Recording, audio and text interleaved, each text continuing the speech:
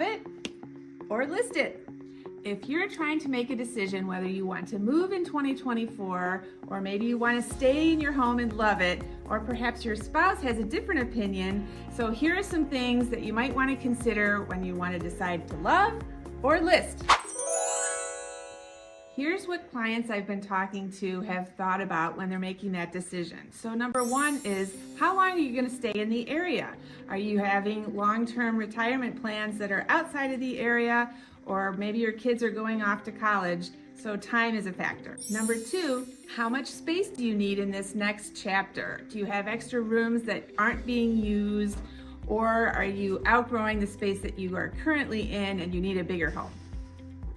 Number three, layout. So perhaps 3 years ago you decided that you wanted an open layout, but now you're living at home more and you want more compartmentalized rooms, or you're in a 2-story and you want more of a ranch.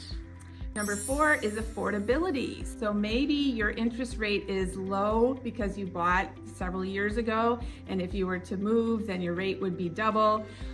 Or maybe you're downsizing, going into an assisted living, and so affordability is key there too. So lots of things you can think about. If you do have a lower interest rate, maybe you could rent out your home and move to a different property. Number five, so if you're like me, maybe you stopped loving your current home.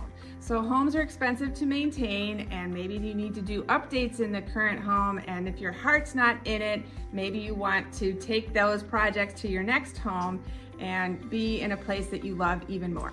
So whether you're making the decision to love or list, let me help you. We can weigh the pros and cons of whether making a move in 2024 is right for you.